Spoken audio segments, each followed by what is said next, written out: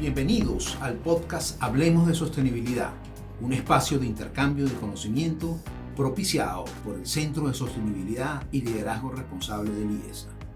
Te invitamos a explorar nuevas rutas gerenciales y de negocio de la mano de Eileen Díaz, coordinadora adjunta del centro, y Gustavo Manrique, consultor experto en materia de sostenibilidad y profesor del centro.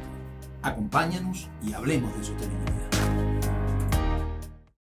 Bueno, bienvenidos a un nuevo capítulo de Hablemos de Sostenibilidad, un podcast del Centro de Sostenibilidad y Liderazgo Responsable del IESA. Y hoy tenemos un invitado muy especial. Por lo pronto me acompaña Eileen Díaz. Hola, ¿Cómo Gustavo. estás, Eileen?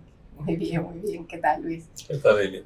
Y nos acompaña, como dijo, un invitado muy especial, Luis Huitrón. Luis es gerente de finanzas corporativas y relaciones con inversionistas del Banco Mercantil. Y hoy vamos a hablar de un temazo súper actual, que es de finanzas sostenibles, pero en particular queremos estudiar el caso de servicios financieros, Mercantil Servicios Financieros, que recientemente trabajó como coestructurador de una emisión de bonos azules a través de la Bolsa de Valores Latinoamericana Latinex.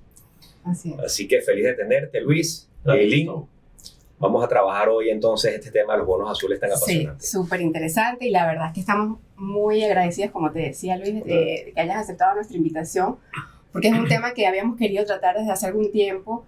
El tema de las finanzas sostenibles es un tema clave, vital para poder lograr movilizar todos esos recursos que se requieren, que están detrás, digamos, de toda esta agenda de acción climática ante los retos inmesurables que tenemos como sociedad, como planeta. Pero bueno, es necesario movilizar esos recursos, y entendemos que se están diseñando nuevas herramientas, nuevos instrumentos financieros, como por ejemplo estos bonos que se les han llamado bonos etiquetados o bonos temáticos, ¿cierto? Correcto. Y ustedes, bueno, han sido, digamos, pioneros en el mercado panameño con esta emisión de bonos azules que se hizo durante este año. Así es. Entonces, un poco, Luis, la idea es que nos expliques, así en términos muy básicos, qué son estos bonos azules, en qué consisten estos instrumentos, cómo se estructuran, quiénes son los actores relevantes allí. Cuéntanos, por favor, ilústranos acerca de este tema que la verdad que no conocemos mucho. No, seguro, muchas gracias, muy contento de estar por acá. Gracias por tenerme. Entonces, bono azul, muy sencillo. Es aquel instrumento financiero cuyos dineros, el dinero al que un emisor se allega a través de ese instrumento, se utiliza de forma productiva, de forma sostenible, de forma beneficiosa en la explotación de recursos del agua en general. Esa agua en general puede ser recursos del océano, recursos de ríos, de lagos, etcétera, pero también proyectos, por ejemplo, de uso eficiente. Por ejemplo, una planta de tratamiento de agua, una compañía que desea utilizar o tener una huella en impacto de uso de agua menor, ¿no? Okay. Una compañía de pesca que va a implementar únicamente prácticas sostenibles de pesca, o prácticas de pesca de brisa, o cualquier otra práctica que de alguna forma aproveche los recursos marinos o del agua en general, que es algo que como humanidad tenemos que hacer, pero que los haga de forma consciente y beneficiosa, sostenible, digamos, ¿no? Que eso es el propósito en general. Como dices, es un instrumento nuevo en el mercado de valores de Panamá. Nosotros como Mercantil apoyamos a uno de nuestros clientes en hacer la primera emisión de un bono azul listado en la Bolsa de Valores de Panamá, que se puede negociar a través de nuestro mercado de valores. A través de ese mercado de valores, pues muchos inversores que hoy participan allí, tanto panameños como del resto de Centroamérica, y también, si me apuras, de otros países que tienen acceso al mercado de valores, pueden participar en la compra de este bono y con ello financiar a un agente que va a utilizar ese dinero en proyectos que son consistentes con el marco que te expliqué rápidamente. Es decir, uno puede participar en esa inversión y asegurarse de que, además de hacer un retorno financiero en esa inversión, que es uno de los propósitos principales de invertir, pues también tiene un impacto medible y bastante identificado en la economía azul, en este caso el aprovechamiento de recursos marinos en general. Ok. Y en este caso concreto de estos bonos, Sí. Digamos, se trata, es una renta fija, ¿correcto? Digamos, ¿cuál es el atractivo, digamos, para un inversionista el de poder Sí. comprar este tipo de deuda? Bueno, digamos, en este bono en particular, por ejemplo, por hablar de un ejemplo claro. Primero, o sea, yo creo que eso es algo que deberíamos de siempre tener en mente, el impacto que el uso de los fondos tiene, ¿no? O sea, tú, digamos, en cuestión de indiferencia, yo invierto en la cajita A o en la cajita B, ¿no? Si son iguales, en la cajita B sabes que eso que quieres, ese dinero que vas a gastar se invertirá en algo que a lo mejor es importante para ti, ¿no? Como inversor, como compañía, como entidad, ¿no? O que es beneficioso para la sociedad en la que vives o el país en el que estás, ¿no? Entonces, yo pienso que ese es un beneficio primero. En segundo lugar, efectivamente tienes alguna clase de renta. En el caso del bono azul que nosotros propusimos, al menos para esta primera serie, que es la que estamos colocando en la Bolsa de Valores de Panamá, es una renta variable en el sentido de que tienes una tasa de referencia, en este caso SOFR, que es una tasa de referencia líder que va cambiando en el tiempo según las tasas de fondeo del mercado en general cambian, ¿vale? Más un spread. Ese spread es de 2.75%, es decir, hoy SOFR es más o menos 5.35%, ¿no? Y esa tasa va cambiando en el tiempo, más 275 puntos base, es decir, más o menos 8.1% o algo por el estilo. Bueno. Es una tasa interesante, pensamos que es una tasa interesante y que compensa el riesgo con el que está calificado el bono. El riesgo con el que está calificado el bono es AA Panamá, ¿no? En una escala, digamos, de hasta AAA, ¿no? Donde AAA es, digamos, muy poco riesgo, ¿no? Y AA, pues, es una calificación muy senior de riesgo, ¿no? Entonces tienes eso, tienes pagos que son trimestrales, ¿no? Con lo cual estás recuperando tu dinero o los intereses de tu dinero 4 veces al año, ¿no? Tienes una duración, un vencimiento, digamos, de hasta 5 años, con una duración quiero decir el tiempo en el que efectivamente el dinero está invertido, de 3,5 años más o menos, ¿no? Con lo cual, si uno es, por ejemplo, un gestor de algo que tiene un riesgo de repago de largo plazo, imagínate tú una compañía de seguros que tiene riesgo de vida y que necesita darle compensación a ese riesgo de vida que es de largo plazo, pues eso se puede cubrir con activos de más largo plazo como ¿no? O pensiones o cuestiones por el estilo que vencen a largo plazo, ¿no? Esa clase de deudas. Tienes ese asunto en particular. Le pusimos otra característica que es un piso, es decir, esa tasa que yo te platiqué que va cambiando en el tiempo no puede bajar de 6,5. Pusimos un piso en 6,5. Entonces, aunque la tasa de referencia SOFR vaya cambiando y cambie tanto que sumada SOFR a los 275 puntos base que te platiqué bajara de 6,5, siempre el bono se queda en al menos 6,5, ¿no? Con lo cual pensamos que el rendimiento de ese bono durante la vida del bono va a ser algo entre 6,5 y 8 y algo entre 7,25 y 7,5 durante la vida del bono. Lo que pensamos es razonable, ¿no? En el contexto de el mercado local y en el contexto de el riesgo que representa la emisión, que como decía es muy senior, y en adición pues tenemos el impacto que el bono debería de causar, que es recoger dinero para invertir en algo que tiene una causa identificada, como decía, medible, que es también importante, ¿no? Y que en todo caso es provechosa a nivel social, ¿no? Entonces tiene ese retorno adicional. Y Luis, Sí. Mercantil Servicios Financieros es pionero en Panamá en la emisión de este tipo de bonos. Y me hace pensar que el mercado todavía está aprendiendo, está tratando de entender un poco cómo es ese mecanismo de los bonos azules y cómo participa en ellos, ¿no? ¿Cómo ha sido la respuesta del mercado? Sí. Es decir, realmente, después de haber sido emitido el bono, haber anunciado esta oportunidad, ¿realmente el mercado ha sido optimista, ha sido positivo frente a esta oferta de valor? ¿O crees que todavía hace falta hacer mucha docencia, trabajar con los inversionistas para que vean esto como una oportunidad? Sí, como dices, es digamos un momento inicial en términos de bonos sostenibles, en términos generales, ¿no? Verdes, azules, naranjas, violetas o del color que tú quieras, que digamos sirven diferentes propósitos específicos, pero sí, es un momento inicial. De hecho, no hay muchos productos diferenciados. Si tú miras todo lo que yo me puedo comprar a través de la Bolsa de Valores de Panamá, ¿no? Que es una bolsa muy importante en el contexto de Centroamérica, no vas a encontrar que hay una oferta gigantesca de bonos sostenibles. como proporción de la renta fija total que hay en el mercado de valores, pues sigue siendo una proporción pequeña.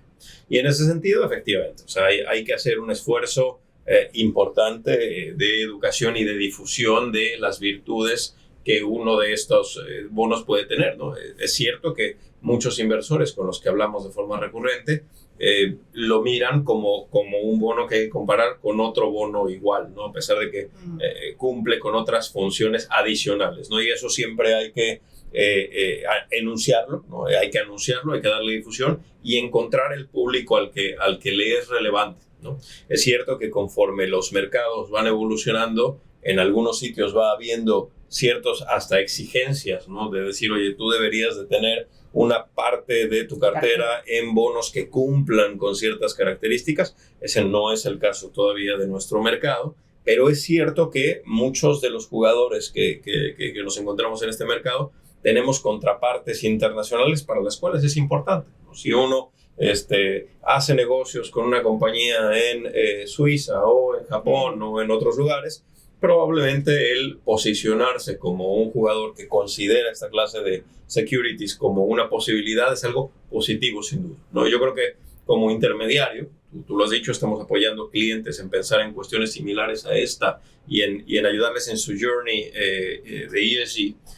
Necesitamos acompañarles y crear la educación suficiente en el mercado para que además de las virtudes financieras que el instrumento pueda tener, pues sea claro que tiene un impacto más allá de lo financiero y que ese impacto es valioso también.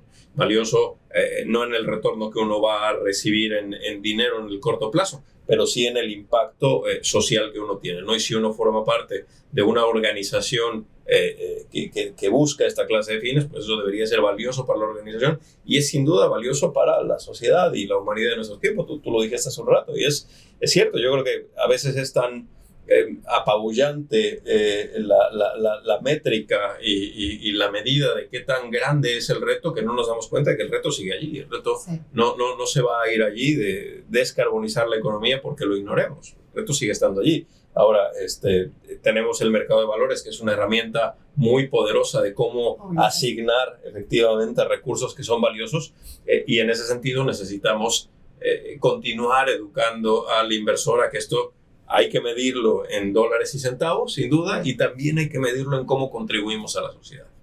Sí, sin duda. Y como tú lo decías, digamos, si bien de pronto en la región aún no hay una gran oferta de este tipo de instrumentos, pero sí hay una tendencia al alza. Y creo que va acompañando a esa tendencia a lo que está sucediendo en el resto del mundo, ¿no? Hay países, entiendo, en América Latina, digamos Brasil, Argentina, Chile, que están como moviéndose de manera más acelerada, un mercado un poquito más dinámico. ¿Cuál es tu visión de la región, de Centroamérica, en este sentido? ¿Cómo lo ves? Yo creo que la oportunidad latinoamericana de participar en esta clase de instrumentos es gigantesca. Claro. Evidentemente hay muchos recursos que proteger, ¿no? Valiosos a nivel global y muchos recursos que aprovechar, ¿no? Yo creo que es cierto que los mercados locales en sí mismos primero tienen que, como decía, pues asimilar de forma más clara los beneficios de esta clase de instrumentos y luego también se han hecho transacciones en donde se apela a un público más internacional, en donde en efecto desde los países latinos podemos apelar a ese público mayor y a lo mejor invitarles a participar en aquello que, como decía, tiene un impacto global, ¿no? Hay varios ejemplos de cómo se ha hecho en el pasado. Con este instrumento, ¿no? Con el bono azul que efectivamente estamos colocando, muy probablemente en alguna de las series siguientes, como decía, estamos colocando la primera serie del instrumento, pero en alguna de las series siguientes vamos a intentar apelar a un mercado más internacional. Entonces yo creo que la oportunidad, como te decía, primero en los mercados locales hacia el inversor local, que creo que es importante que esa educación continúe y que eso en la medida en la que es prudente forme parte, no de una exigencia, pero a lo mejor de una invitación, ¿no? A que los consideres como algo que tienes que medir en adición al retorno financiero únicamente. Se cree esa base y ese interés por el inversor de mirarlos como una alternativa de inversión positiva y congruente con cómo debería evolucionar el mercado de valores hacia otras alternativas tradicionales. Y luego cómo acercamos a un público más internacional hacia esa clase de activos que hoy efectivamente podemos hacer y podemos continuar emitiendo en Latinoamérica. Hay algo que me falta entender, ¿no? Sí. Y es, tú nos enumeraste esos sectores o esas empresas que de alguna manera se conectan con este tipo de finanzas sostenibles, ¿no? Sí. Pero, ¿cómo eligen los proyectos en los cuales invierten? O sea, es decir, tú decías, bueno, una planta de tratamiento de agua o una compañía que trabaja en algún tema de pesca sostenible. Sí. Es decir, el portafolio debe ser muy grande, pero ¿cómo eligen a los actores con los cuales van a trabajar para hacer que estos bonos realmente sean viables, rentables y verdaderamente sostenibles? ¿Cuál es el governance que hay detrás? Correcto. Entonces te lo cuento un poquito cómo lo hizo nuestro cliente, que creo que es un ejemplo positivo de cómo se debe hacer, ¿no? Primero contrató a un consultor externo, un experto, digamos, en medio ambiente, para crear un framework, una idea de qué clase de proyectos, en qué clase de industrias, con qué clase de impactos, ¿no? Entonces de ahí efectivamente salió un marco amplio, como tú dices, de mira, esta clase de compañías, esta clase de proyectos que hacen estas cosas y que tienen estos impactos, los impactos medibles a través de los ODS, ¿no? De los Objetivos de Desarrollo Sostenible de la ONU. Pero digamos, todo eso efectivamente queda en un marco suficientemente amplio como para que quepan muchas cosas, ¿vale? Si bien en espíritu, digamos, sí que apuntan hacia aquello que acabo de decir.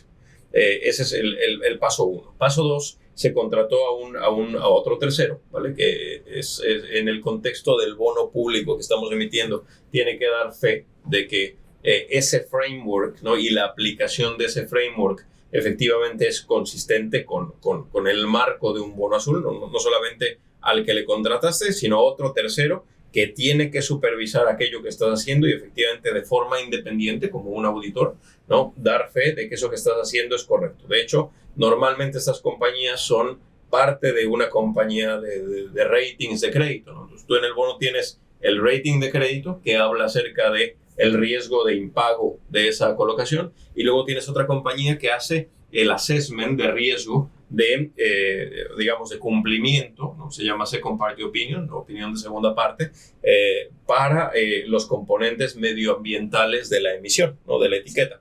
En adición a eso, ¿no? El cliente en particular del que estoy hablando, el sujeto de esta primera emisión, contrató a otro consultor que le acompaña en el otorgamiento de, en este caso, créditos, porque el que emite o el garante, el sponsor de esta transacción es un banco, ¿no? Que va a tomar recursos y los va a colocar entre sus clientes, y este tercero les va a acompañar poniendo a un ingeniero financiero que tiene que revisar la parte numérica y de flujos de efectivo del proyecto o de la compañía que se financie, y a un ingeniero ambiental para cada uno de los proyectos, ¿no? Con lo cual, digamos, hubo un primero que les hizo el marco teórico, ¿no? Que les dijo, mira, así es como tienes que navegar.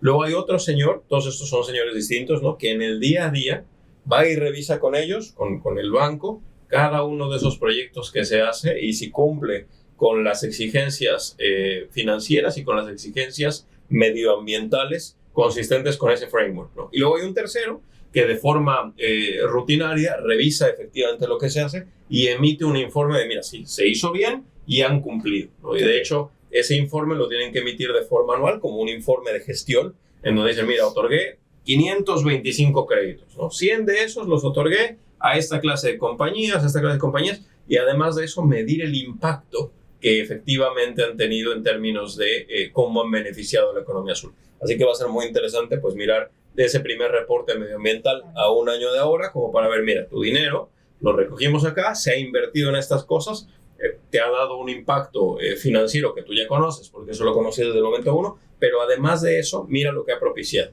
Y yo creo que iniciativas como esa y el hacerlo público son cosas que también van a ayudar a crear conciencia y digamos, cierto seguimiento a esta clase de mercado. Sí, es que es un proceso, digamos, digamos, un proceso en desarrollo. Sí. Y creo que lo valioso de todo esto es que también los actores involucrados están contribuyendo a que cada vez sea más transparente, a que cada vez sea haya más posibilidades, que estos instrumentos sean capaces de poder movilizar recursos financieros. Un ejemplo, bueno, la taxonomía de finanzas sostenibles que se publicó este año también en Panamá, creo que son cosas que van a ir ayudando a que el mercado sea más dinámico y más transparente, ¿no? Y justamente, y un poco también para ir cerrando, me gustaría conocer, Luis, tu opinión de cuáles crees tú que serían los principales retos y a la vez también las principales oportunidades para el sector financiero en torno a esta agenda, digamos, de desarrollo sostenible, ¿no?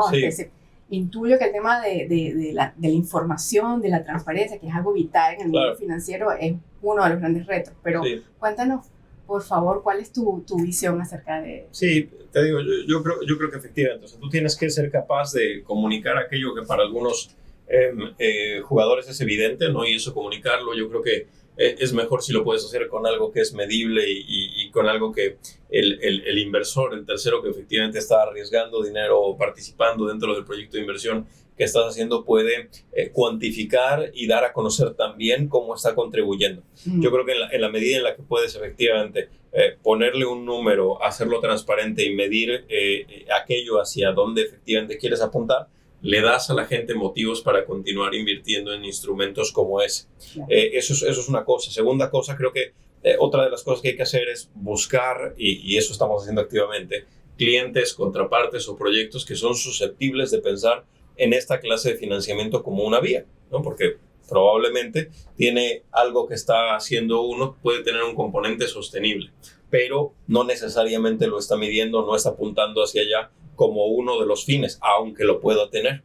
Entonces, muchas veces el orientar a un proyecto o a un empresario o a una compañía en decir, mira, esto que estás haciendo, si le das este spin, que a lo mejor te cuesta un poco más de dinero en cambiar este material por este material, o orientarlo hacia este segmento del público, ¿no? O mira, en lugar de poner esta clase de instalación, pones unos paneles solares de esta forma. Es decir, ¿cómo puedes rediseñar el proyecto para que también para el empresario, el producto inicial, sea interesante el saber que hay una opción, que esa opción puede ser igualmente costosa que otra opción con la que ibas a financiar un proyecto, ¿no? Y que a lo mejor no solamente te hace poner el proyecto como lo habías puesto, sino que tenga un componente de sostenibilidad. Entonces yo creo que uno de los grandes retos en el mercado latinoamericano es informar, comunicar, estar cerca de los clientes, cerca de las contrapartes y crear a través de eso conciencia de que es posible, y además de que es posible, que es un buen negocio a nivel financiero,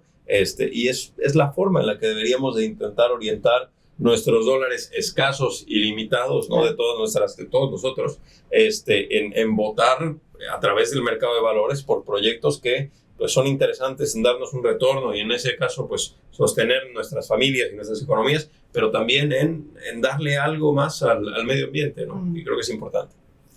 Muchísimas gracias, Luis. La verdad que es súper interesante. Ojalá que nos puedas acompañar en otra oportunidad para que nos cuentes cómo fue esa segunda emisión para conversar también sobre esos resultados, digamos, después de un año de haberse emitido y que los inversionistas puedan ver, bueno, mira, este fue el impacto. Muchísimas gracias. La verdad que creo que ha sido súper esclarecedor, didáctica la información. Y bueno, también agradecerles a ustedes también un poco de ser esos pioneros y esos valientes en darle una oportunidad a los océanos, como digo yo, ¿no? Estos bonos, estos instrumentos financieros son también una oportunidad para los activos naturales del planeta. Así que mil gracias por habernos acompañado. Gustavo, un gusto haber compartido también el día de hoy contigo. Y bueno, invitarlos a todos para que nos sigan en las redes, nos sigan acompañando. Agradecer también al Panamá Coworking, que pues siempre nos facilita, nos ofrece sus instalaciones para grabar este podcast y bueno, invitarlos a que nos sigan siempre. Gracias. Gracias. Gracias por escucharnos y recuerda suscribirte. Esperamos recibir tus opiniones y continuar así intercambiando ideas capaces de transformar el mundo.